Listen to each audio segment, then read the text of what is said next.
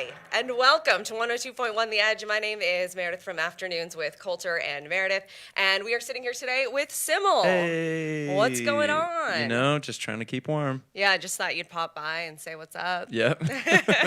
We are going to be doing a Sugar Beach session here shortly, but first we got the opportunity to sit down and talk to him. First of all, I want to say welcome back to Toronto. Thank you very much. You were telling me you've been here a couple times before. Yep, this is my third time. All right, but this is a big weekend for you. Yeah. This is a huge weekend, and I think that we're very honored that you're spending at least part of it here in Toronto before you skip off to Montreal. It's been like a year that I've been here 3 times, and it's been so great each time. Okay, so we're going to talk about the new album, Bird. Yeah. We're going to talk, the new single, Bird. We're going to talk about the new album too. But there's a couple other things I wanted to get to first, and the first thing is me thanking you for the song "Clean Eyes." Oh my gosh! I found it randomly through like a generated playlist, fell in love with it, and it became my treadmill running song. Oh so, Good running pace, huh? Yeah. "Clean Eyes" is like the reason why I can smash McDonald's in the evening. So That's I have amazing. to thank you for that. I saw it on a Nike running playlist, and I was running at the time, and I was like, okay. It's got the perfect Surprised tempo, myself. yeah. No, it's great. It's a fantastic song as Thank well. you. So thank you for that. I also want to talk about the name SYML because a lot of people don't know what it means. Don't know, yeah. Explain it. So it's a Welsh word that means simple, and I picked it as a bit of a reminder to keep everything sort of across the board simple. And it was sort of a poor choice just because it looks like an acronym. Mm-hmm. It looks like I'm like some hip hop like duo. But no, it's actually a word, and it means simple. I love it. Yeah. And do you have a Welsh background? I do. So yeah, I was adopted. I've known that forever, but I didn't know my heritage until like I was a late teenager, and turns out that I'm like a majority Welsh, and so it became this sort of like mystery identity piece, and so chose to sort of like honor that with a Welsh word. I love it. A lot of times bands pick names and we just roll with it as fans, Yeah. right? And we never actually know what it means, especially in this case. It's like, did you just pick 4 letters? Yeah. But no, it means simple. I like Yeah. that. Very clean and simple. Yeah. Let's talk about Where's My Love? Okay. Because that song is huge. That's the one. Yeah, that like smashed a whole bunch of records, did phenomenal things, particularly here in Canada. Yes. And a lot of people credit finding it on the TV show Teen Wolf. Yes. I need to talk to you about that. Are you a fan? Because I'm not a fan of Teen Wolf. I've never seen it, but I find it fascinating when a song ends up on a TV show and blows up to that degree. Yeah. What's the story behind it? Like, did they approach you? So yeah, usually like a company will pitch for certain scenes, or like a music supervisor whose job it is to pick that music in that scene will reach out to their contacts and say like, hey, in this case, I need a very like sad emotional song. And the company I work with was like, have we got the guy for you? So it just, I mean, it's never promised like that it's even gonna be in the show, much less work that well in the show. So I was like, the equivalent of sitting at home on the couch after having made this song and never really like putting it out into the world, but really having, no expectation. Right. Which is actually, in hindsight, a really like special thing about it, because I sort of forgot about it. And then it ended up being in this show, and like literally, the closest thing to overnight that I've ever experienced with sort of growth and energy surrounding that use. And I hadn't seen it or heard about it either as a show. And then I watched the scene, and it was great, but I didn't know that like, until like a year later, that it was like a really pivotal scene in the show. So well, that's the thing. And music and TV shows is such a huge thing because we tie that particular song to an instance or an episode or something, and you don't want to admit it, but you get emotionally attached to these characters and these storylines. And if you can find the right piece of music that blows up like that, like I don't know how many songs that I found just from like being like, what is this? And I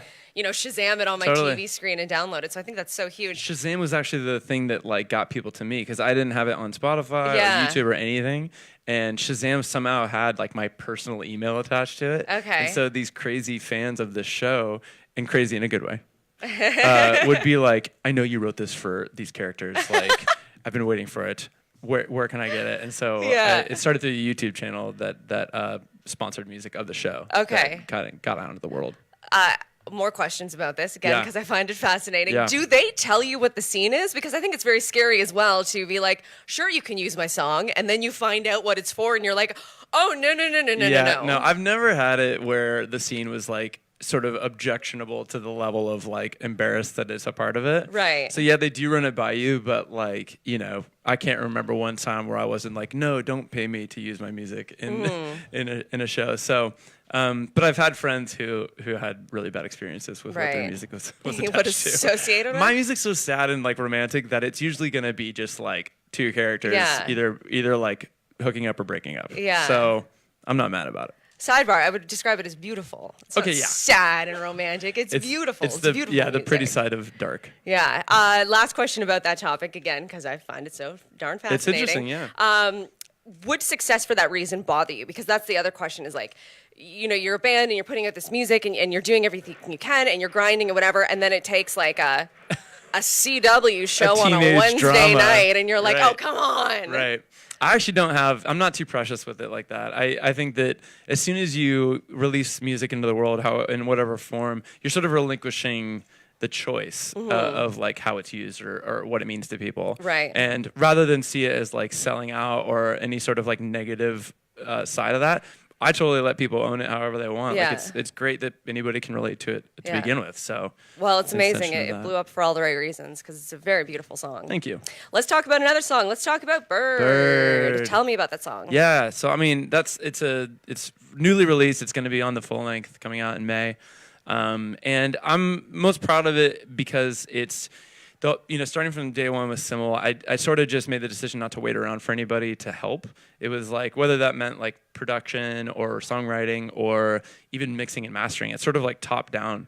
And that was like a big hump to get over confidence-wise for me. And so the Bird, I was like, screw it, let's just take away all the barriers of what I've previously done, whether that's like sound palette or beat making or asking certain people to collaborate with me. And lyrically, I think I just find it really poetic. And it was sort of like, I again, didn't have any expectation going into it and super pleased with the outcome. What is the writing process like for you? Like, where do you draw your inspirations? Because, I mean, your music, you describe it as sad, it's beautiful, it's romantic.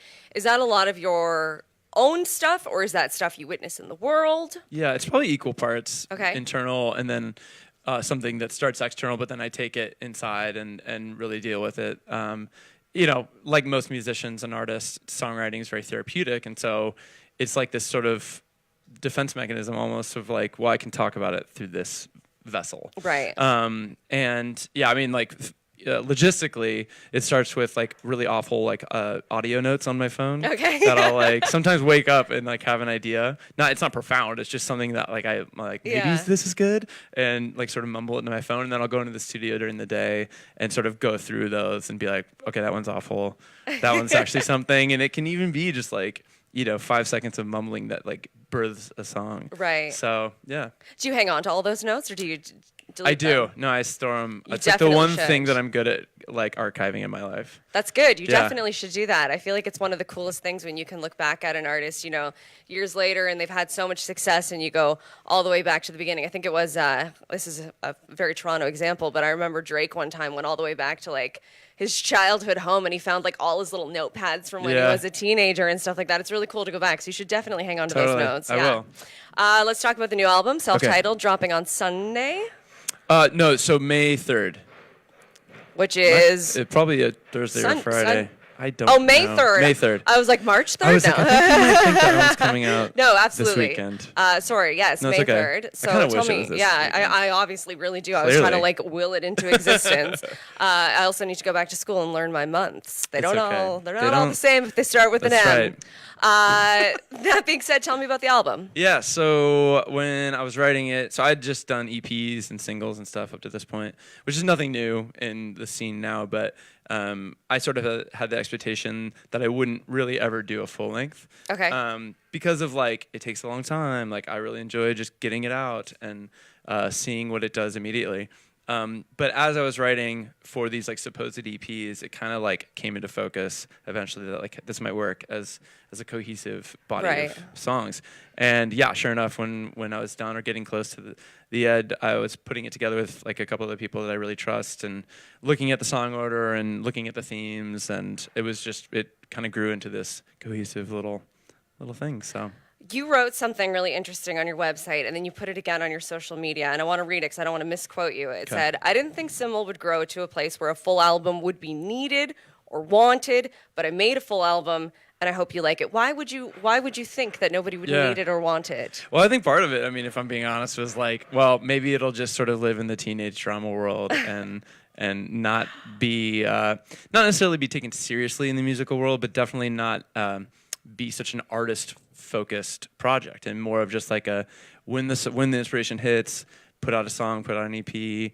You know, maybe do. I didn't think I'd be touring. Like, I didn't think I would ever be like going around Canada or Europe or whatever.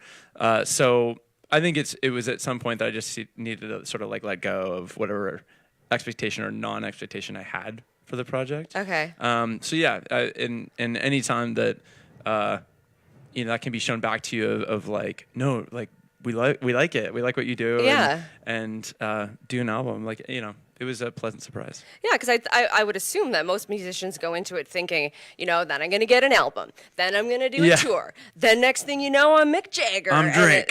Yeah, so I mean, I just found that fascinating to think that you were like, I don't know if you guys like it, fine, but I didn't think anybody would. It's a funny balance between like kind of, it's not being totally self-deprecating, but it's kind of the same like, oh, does anybody like me? Like I definitely don't approach it like that. Mm-hmm. But I think letting things come to you in terms of like letting things like reveal themselves to you and being open to that is really important in life in general. Mm-hmm. And so, yeah, same for creativity. Well, I'm really glad that you decided to move forward with it. Me too. I think it's a good move. I'm happy with it. Yeah, I'm biased, but I think it's a good move.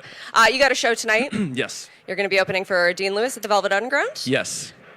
Sold out? Sold out. What can we expect from you specifically? So usually I would like I'm sort of adding to my band. It's just me, but it's just me tonight. But I have some like little bells and whistles that I get to play with. So it'll be fun. It's been a fun run with Dean, and I think we both kind of like, you know, he's in another world of like top 40 and more of the poppy side of things, and it's been really cool to see like his growth over the last year or so. Mm-hmm. And when we sort of the idea got floated to tour together, I think we were both like immediately in just because we enjoy each other's songs and yeah. So it's been a fun run. We're kind of in the middle of it right now, and all these shows are selling out, which has been, you know, obviously fun. Yeah, it's amazing. I looked down the whole list, and like so many of them are like sold out, sold out, sold out, sold out. So that's incredible for you. Yeah, really, really fun. Yeah. Last question that I wanted to ask, just because I think it's interesting. Again, your music definitely has, you know, it's romantic and it's sad and it's beautiful. Is that what you listen to a lot on the side, or are you someone who then, you know, turns the other direction and throws in something high-paced, heavy? Yeah.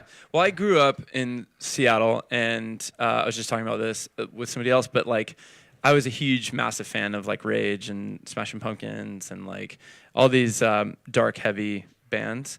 And then my first band was like that meets what SYML sort of is now. Mm-hmm. And when I listen at home, like I have two little kids, and they like pop radio, and I as a songwriter also like pop radio. It sort of is like a case study.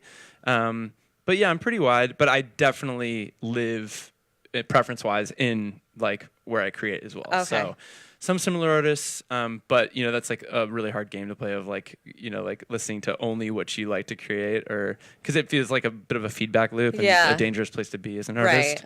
But yeah, I definitely appreciate that. Very cool. All right. Well, we are excited to see you tonight at Velvet Underground. The bad news is that it is sold out. So if you didn't get tickets, you're out of luck, but you're going to come back, right? I will very soon. All right. Awesome. And we're going to be doing a Sugar Beach session here too. So if anybody is curious, we'll have that video up at edge.ca down the line as well. Thank you so much for chatting with us. Thanks for having me.